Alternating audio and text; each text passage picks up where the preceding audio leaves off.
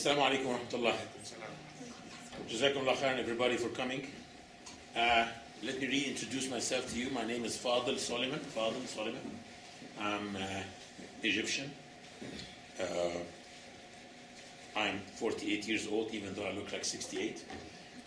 And I'm the director of Bridges Foundation, which is an international organization specializing in introducing Islam to non-Muslims and in training Muslim public speakers and presenters. I was told to come today and talk about domestic violence. But I know that everybody, when they talk about domestic violence, they usually talk about beating wives.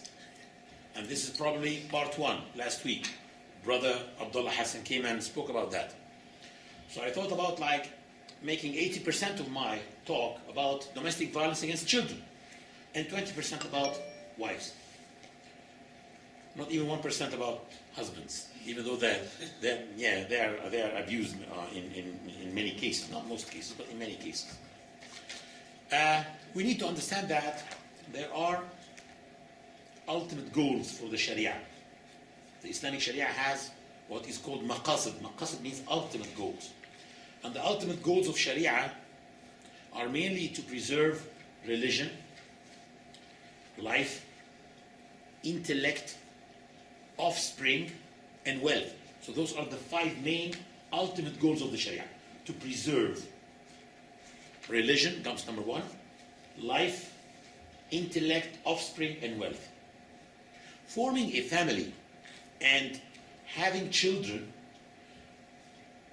is an achievement of, or it's an implementation, or it makes us reach one of the goals of the Sharia, which is preserving offspring, which in turn makes us also preserve religion only if those children or if this offspring become a righteous offspring, if they become righteous people, righteous Muslims. But how can we have righteous Muslims? Well, biological reproduction will only bring us people, but they can become criminals or righteous Muslims. So biological reproduction is not enough. There should be also tarbiyah.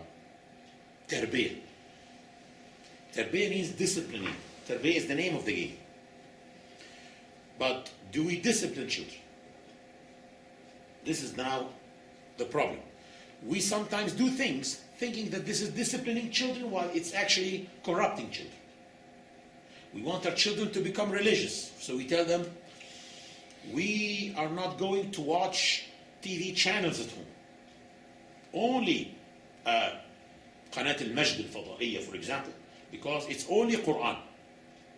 So we start corrupting the children like that. How? By turning on every day the channel of Quran, and the child grows up seeing his parents turning on the Quran channel and not even listening. Dad starts making his phone calls while the Quran is recited.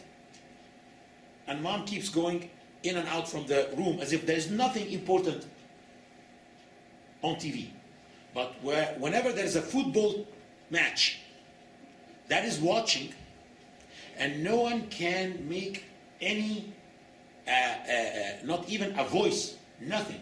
No one can talk to dad because dad is concentrating. He is watching Liverpool against Chelsea. So like that, we're getting an indirect message to the child that football is much more important than Quran. So the issue is, we do things sometimes thinking that we are disciplining children while actually we are corrupting them like that. So this is a question that we should all ask ourselves. Are we really disciplining children? Engineers studied engineering. Doctors studied medicine. Lawyers studied law. But the job that we all practice, all of us practice, and nearly none of us studied, is tarbiyah, disciplining. Some of you are asking themselves, what is this guy speaking about? We are just students. We don't have children yet. Yeah, but most of you are maybe elder brothers and elder sisters. So you are doing tarbiyah. You are a part of the disciplining system of your brothers and sisters. Probably you are aunts and uncles. So you are also doing tarbiyah. Because tarbiyah doesn't come only from the parents, but from the environment. From all the elders around us. TV, by the way, is the third parent. And I sometimes consider it the first parent. So everything around the child is doing parenting and is doing tarbiyah. So we need to understand what is tarbiyah. The problem is when people think that tarbiyah for children is punishment and reward. Just keep threatening them that if they do anything wrong, they will be punished, and when they do something good, they will be rewarded. Thinking that this is tarbiyah. Well, actually, this is not good. The main example is Prophet Muhammad sallallahu alaihi wasallam. He's the most beautiful example for all people. As Allah subhanahu wa ta'ala called him in the Quran, or he said in the Quran, indeed, in the example of the Prophet, there is the most beautiful example for all people. When did he reward or punish children? You will never find that. Anas, a young boy who served the Prophet for 10 years, he said, I served the Prophet for 10 years and he never told me, why did you do this or why did you do that? He never told me, why didn't you do this and why didn't you do that? And he never blamed me. Do you think that Anas never did any mistake? And if Anas did mistakes, do you think that the Prophet ﷺ was passive, subjective, negative? Wallahi, the Prophet was the best discipliner. And he was very proactive and the most objective person on earth. But this is how you discipline children. Positively. There are some hadith of the Prophet that mention beating a child or hitting a child. All of them are unauthentic. Not one of them is authentic. Even the most famous one that some scholars authenticized. It is the famous one that says, command your children to pray when they reach 7 and hit them if they don't pray when they become 10 and separate them in beds. This is a very famous hadith, but the issue is that among the narrators of this hadith there is Sawar ibn Dawood, who was discredited by some scholars of hadith like Imam Daraqutni and Imam al-Uqayli. And even Imam al-Albani, who authenticized this hadith, he mentioned that Al-Hafiz in his book At-Taqrib discredited the man. And still Imam al-Albani authenticized it. But this hadith is not authentic according to many scholars of hadith. So there is nothing that mentions hitting or beating in the Sunnah at all. And to the extent that some schools of thought have said that if parents beat up a child, they should pay him a diyah, a compensation. If the face turns red, they should pay to the child 5.5 grams of gold. If it turns green, 10.8 grams of gold. If it turns black eye, 21.6 grams of gold. If he is scratched anywhere, the equivalent of a price of a camel. If slightly wounded, what's equivalent to 2 camels. If deeply wounded, 3 camels. If the wound reached the bones, 4 camels. If the bones were very clear and you can see them, the white of the bone, 5 camels. This is Islam. Nothing is left like that. No one can abuse his power in Islam against children, against women, against anyone. The issue is there should be a clear goal before you do or say anything. So before you do anything, you should think first. What I'm saying or what I'm doing will make me reach my goal or not. Beating or hitting is not an option. It destroys self-esteem. It destroys self-confidence. It destroys the self-image of the child. And actually, it will make the child lose his respect for himself. So you beat up a child, and then you see him doing the same thing that he was beaten for. Why? Because he's challenging you. Even though he's expecting that you will beat him up again, but he doesn't care anymore because he lost respect for himself. So beating and hitting makes the children lose respect for themselves and, of course, their self-esteem and self-confidence. Punishment, even if non-violently, is not even good. Punishment in most cases will make the child do what? Do his duties, do his homework, behave well, be quiet when others are taking rest. Not because these things are good, not because this is good for himself or for others. It's because he is afraid, because he's scared. So the outcome will be raising up a person who do his duties when he is blackmailed. And same thing with reward. When you say, if you do your homework, I'll give you money. Or if you behave well, I will give you candy.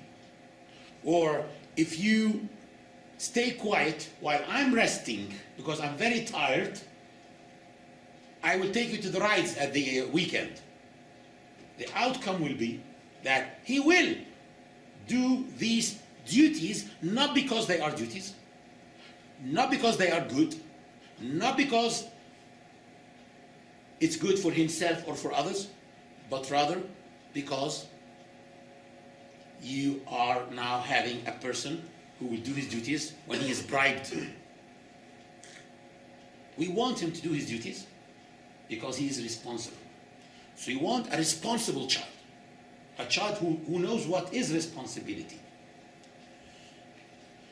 So giving chocolate and candy should not be an incentive for doing duties at all. But of course there are consequences. And this means that we need to learn how to upbring children and discipline children. I may not be the expert on this, by the way. But there are books and there are workshops. But we need also to know that we can make an agreement with the children. So we can tell them that you have to study. This is your duty. You have to do that. It is your duty. If you don't do that, then we will have to find time. We will have to find time for studying. And this means that we may skip going to the rides to study. So it's not a punishment at all. It's, he can choose.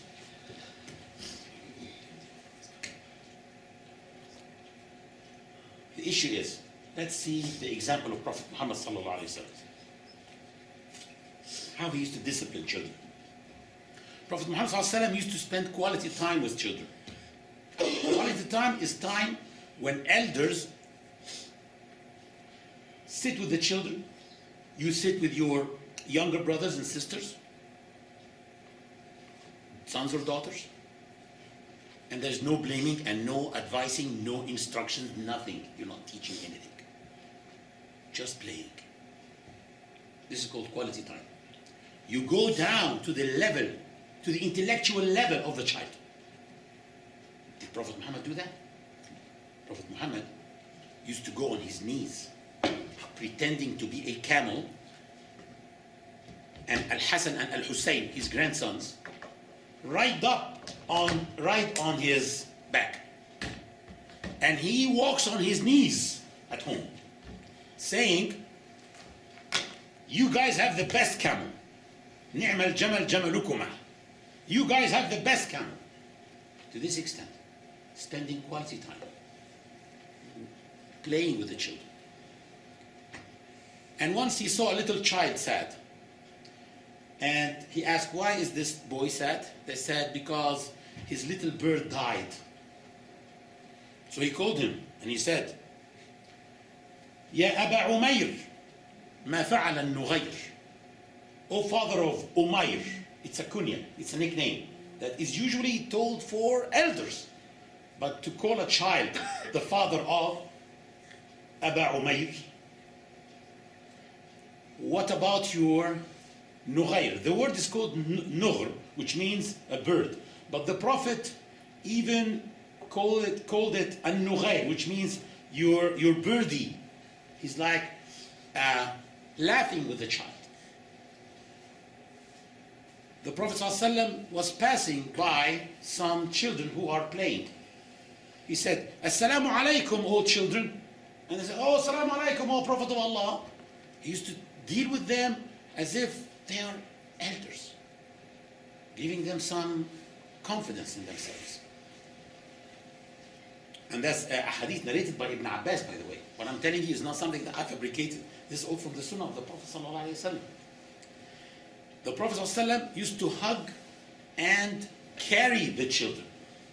You know, when he is coming back from a ghazwa, coming back from a battle, coming back from outside Medina with the Sahaba, the children of Medina used to run and jump on the Prophet, and the Prophet starts carrying them, and they jump on him until he becomes like a tree and about to fall down. So he starts asking help from the Sahaba, and the Sahaba start carrying the children. This is the Prophet ﷺ. With the children, they used to love him. He used to kiss his children. Kiss Al-Hasan and Al-Husayn. And a man once told him, you kiss children? I have 10 children. I never kissed any one of them. He said, because maybe Allah took out the mercy from your heart. It's mercy. Of course, you have to kiss the children. You have to hug the children. You have to show them that you love them. Unconditionally. If they behave or not, you love them. If they do their duties or not, you love them. Love is unconditioned. Ibn Abbas said that when he was young, Prophet Muhammad, peace be upon him, hugged him, and he said, oh Allah, teach him the book. That's why Ibn Abbas is actually the interpreter of the Quran.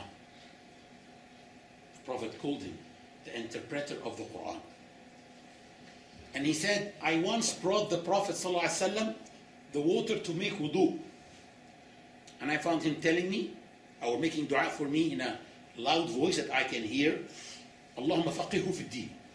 Oh Allah, make him comprehend the religion. Make him a scholar.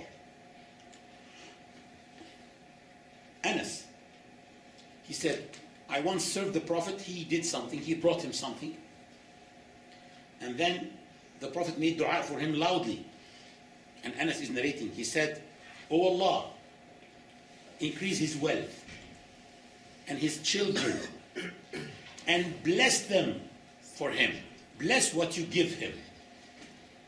Anas lived over 100 years and he had many children, and among them is Imam Malik.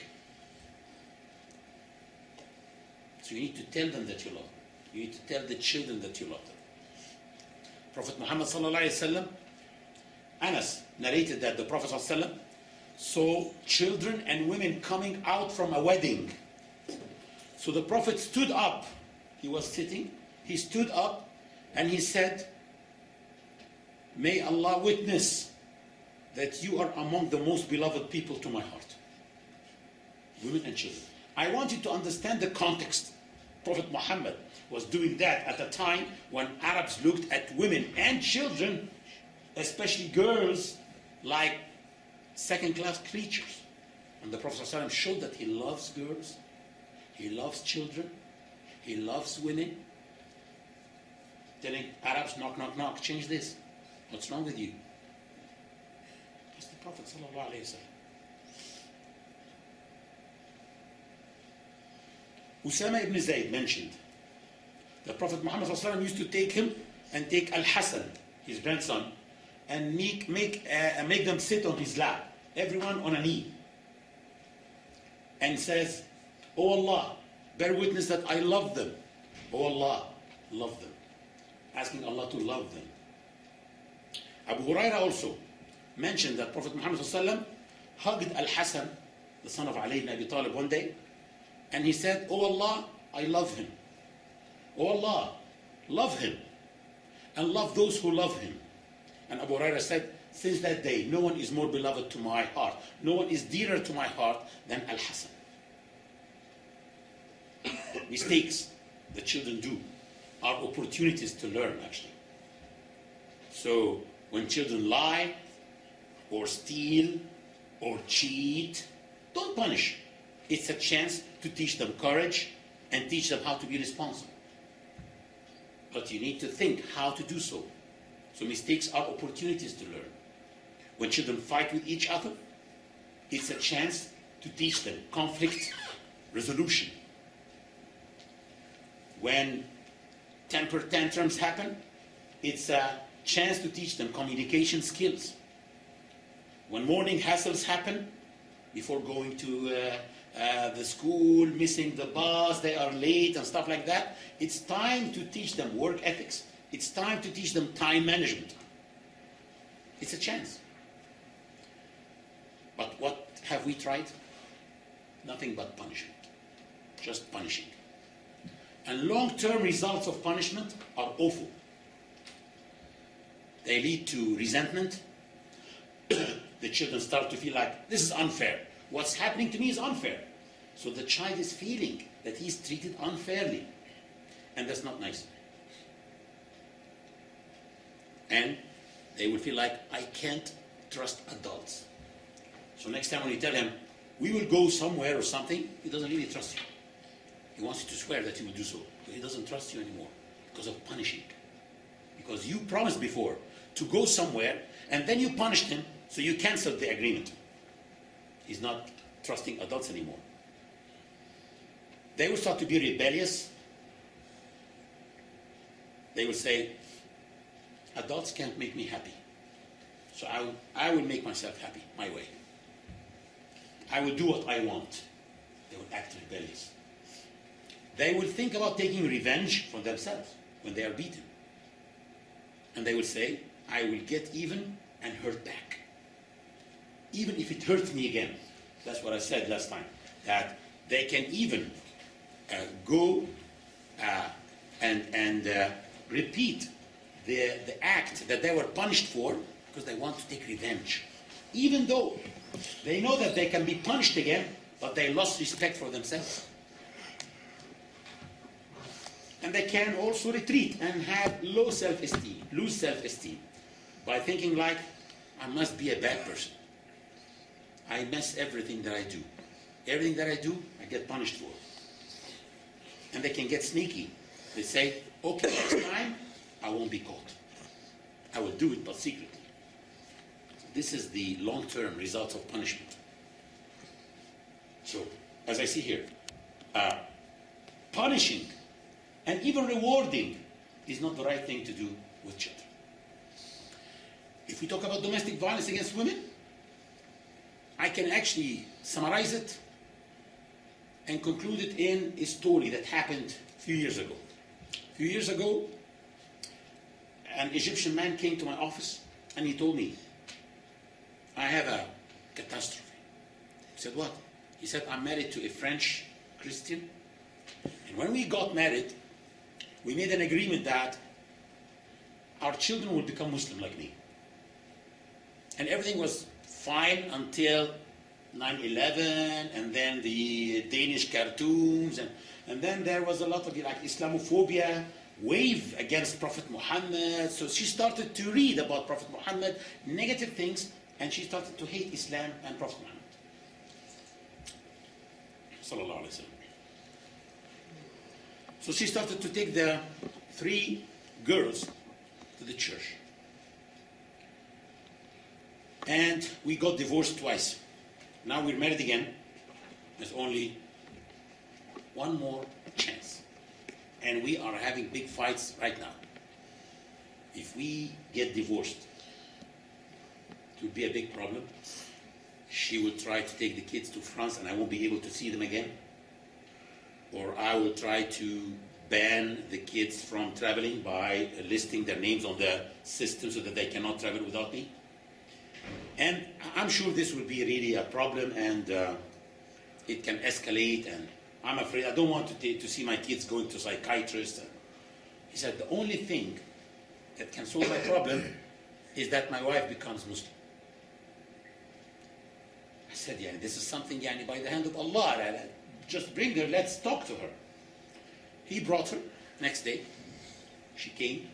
She took out the French translation of the Quran from her bag, and she said, I read this book, and I loved it.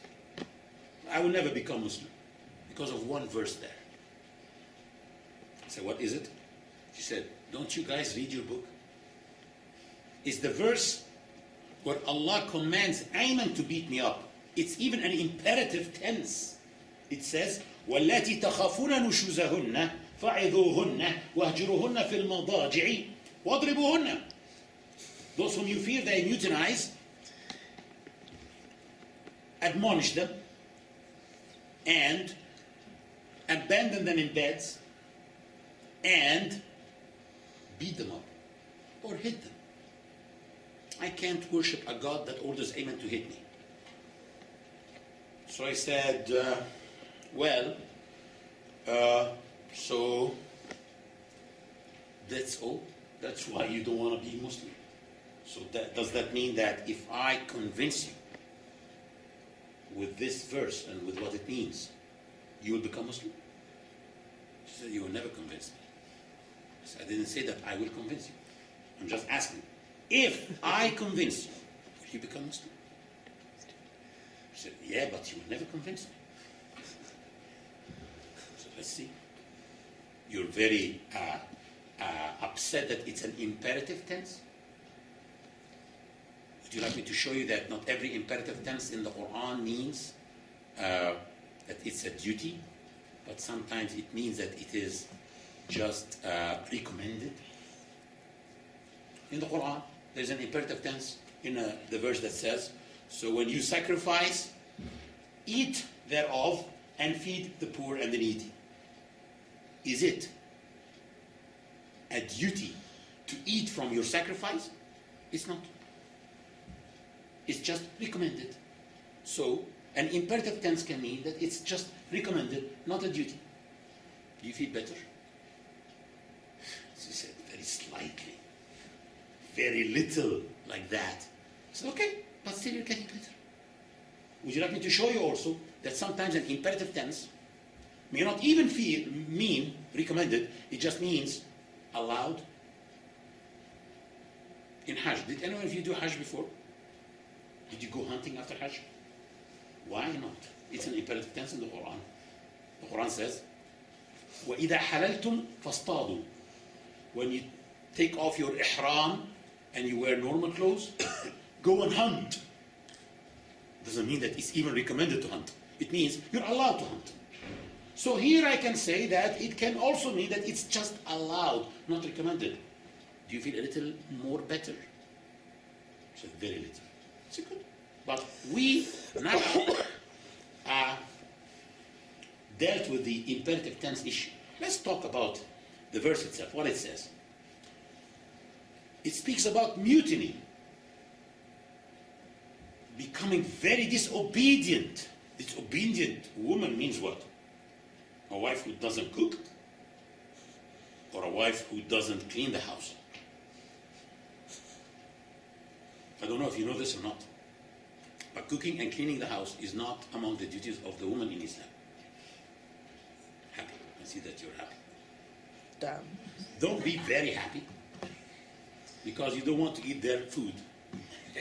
But the issue is, yes, that's a fact. We're talking about duties. We're speaking about very serious issues. Like, for example, a woman going out, not saying where she goes, or coming late at night and she doesn't want to say where or why, or mutiny, becoming very disobedient. In this case, what can the man do? Admonish, advise. For a long time, she started to feel danger. She said, who said for a long time? It can be just one advice. I said, the Quran is speaking about 3 phases. Is it fair to consider them as equal phases? She said, yes. I said, the second phase is what? Admonishing you in bed. After how long? Abandoning you in bed. After how long? If Ayman abandons you in bed, this can make you feel pain and you decide to change your attitude. She smiled. She said, it's a long time. I said, days? She said, no, more. I said, weeks? I said, yeah, maybe weeks or even months more. I said, fine. So I'm talking about maybe also admonishing for a long time. And then abandoning for a long time. And then, if both of them are not working, what is left? Divorce. Were you divorced before? She said, I was divorced twice. I said, do you know that this is the last time? She said, yes. I said, would you like Ayman to warn you before he divorced you this last time? Or would you like to open the door for the court clerk and you find him serving you your divorce without warning you? She said, no, I want him to warn me, of course. I said, why? She said, because maybe he divorces me at the same day when I decide to change my attitude. So I want him to warn me. I said, good. How do you want him to warn you? She said, by telling me. I said, he was telling you for 2 years. This is admonishing. After 2 phases of no physical contact, God says, you have to do something that shows that you are now serious. So you take something like a toothbrush. It's a siwak. Does anyone here have a siwak? Okay, siwak is like a toothbrush. It's like a pen. Okay, good. Can I have your siwak? I'm not going to use it. I swear. Wow, that's a nice siwak. The Prophet ﷺ said that Ibn Abbas is the interpreter of the Quran, right? Ibn Abbas said that this hitting which is mentioned in the verse should be with a siwak. This is a siwak. And it should be in a way that doesn't cause pain and doesn't break bones and doesn't leave any scars and doesn't, or actually, and should not be on the face. You know why? Because this may not hurt, but this hurts psychologically. So it's not meant to hurt at all, neither psychologically nor physically. But what does it mean? It's a sign that this guy changed. This guy is now touching me. This guy was not dealing physically with me for a long time. This time he's serious. That's what it means. It doesn't mean to discipline at all. And you need to understand that. In fiqh, if a man beats up his wife, the wife can go to the judge and he can be beaten and he can be jailed in Saudi Arabia, which is actually, I don't really agree with the application of Sharia there at all, by the way. But still, in Saudi Arabia, a few years ago, there was a very famous case, where the husband was lashed 300 lashes on his back and jailed for 6 months for beating up his wife. This is something that you need to understand. So there's nothing like beating up wives. There's nothing like that in Islam, by the way. If someone does that, he can be jailed and he can be forced to divorce. So we need to understand this, that when it comes to children, wives, people that we are responsible for, we need to learn how to deal with them. Bad to talk about children, by the way. We need to prepare and train our children to become leaders. Well, in the age of 16, Usama ibn Zayd became the chief commander of the army. In this army, there was Abu Bakr and Umar. Do you think that that came all of a sudden? Or the Prophet, peace be upon him, prepared Usama for this position? He trained him for this position. We need to encourage the children to have good hobbies. Prophet Muhammad ﷺ had a pulpit, a podium, or a minbar. Who was the carpenter who did it? A child. A child who is good in carpentry. So the Prophet ﷺ asked this child to make a pulpit for him. He could have asked anyone else. He could have asked a good carpenter, but he wanted to encourage this child. Studying the Sunnah of Prophet Muhammad ﷺ, we see that his ways of dealing with children and women were far removed from any harshness or any violence. Lady Aisha, may Allah be pleased with her, said the Prophet Muhammad never ever in his life did hit anything with his hand, and not a woman and not a child. Never. Not a helper. Never. This is our example. Prophet Muhammad sallallahu alayhi wa sallam. But the problem is, we as Muslims are Muslims on the prayer rug or in the mosque alone. We separate religion from our lives.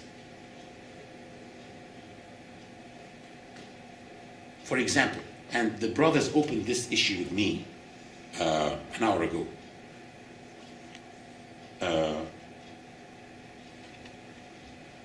Coming on time. When you say, I'm coming on at 6 or at 7, giving someone an appointment. Muslims are the worst when it comes to appointments. The worst. They're really the worst. And if you look at the deen, actually our deen, our religion, is disciplining us to be sensitive to time. Time sensitive. You cannot break your fast 1 minute before Maghrib. If you break your fast 1 minute before Maghrib in Ramadan, what do? You need to do the whole day again. It's just 1 minute. I can fast 10 extra minutes next day. Doesn't compensate. You have to fast the whole day again. Why? Because you are not time sensitive. You need to be sensitive to time. You cannot pray a prayer 1 minute before it's time. If you start praying, and while praying, you hear the adhan, you have to pray again.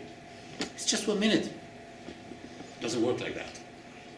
Our religion is training us to be time sensitive, but we're not. The case is, if I give you an appointment at 6, you can come at 7. And if I don't show up at 8, you have to wait until 9. And then if I don't come at 10, you leave at 11. This is we take things lightly like that. And this is the catastrophe in the Muslim world. We have a problem, we have a crisis in the way we deal with our religion. The Quran. How do we deal with the Quran? Did we add anything to the Quran? Did we contribute to the Quran? We contributed one thing. You know what is it? We made it the only book in the world which, when you ask a Muslim to read it, he asks you a very stupid question. Would you like me to read it with understanding or without understanding? Us as Arabs, we read the Quran without understanding. I know Arabic. Arabs know Arabic. And they read the Quran without understanding. Just quickly with the eyes like that to have as many reward as possible from Allah. Can you imagine this? The only book that is read without understanding is the Quran. This is our contribution to the Quran. We will come to the day of judgment and say, oh Allah, we used to read your book without understanding. Out of respect. If you receive a call from someone, and while he is speaking, you do like this. Is this respect? It's disrespect. That's exactly when the Quran is recited and you don't listen. That's exactly when you read the Quran without understanding. The way we deal with our religion is catastrophic, actually. The way we pray is a catastrophe. We go to pray, and our neighbors see us going to pray. Well, they don't really know that we don't really go to pray. We don't pray. We plan. As soon as the Imam says, Allahu Akbar, Allahu Akbar, I start planning. The first thing I want to do after Salah, I need to go to the supermarket and buy the things because we don't have bread and the children have school tomorrow. And then I have to study because because I need to buy a new house. I want a better car. And while planning for 30 coming years, I hear the Imam saying, Assalamu alaikum, Assalamu alaikum, assalam. And then I get out of the mosque and wear my shoes, and people say, MashaAllah, this brother goes to pray 5 times in the mosque. They don't know that I'm planning 5 times in the mosque. This is the case for Muslims. Where's the consciousness of Allah? Neither the Quran will read the understanding, nor the Salah will do right, and then we call ourselves Muslims. Are we really Muslims? This is what every one of us should look at. Okay. The reason why I opened this is that in East London Mosque, I have a weekly lecture, which is actually a workshop, a 9 weeks workshop. But it started already, and we give like 4 lectures already. But everything is on YouTube. As you see here, I told them, I'm not going to talk if you don't bring me a camera. And this will be on YouTube, inshallah, within 24 to 48 hours. So if you want, we have a good 9 weeks workshop that you don't have to come to London to attend. But all you need to do is to watch it. It's only like 1 hour, 1 hour 15 every week. You watch and you do the daily homework. If you do your daily homework, I promise you, it will change your life. More than 4,500 people took this workshop before.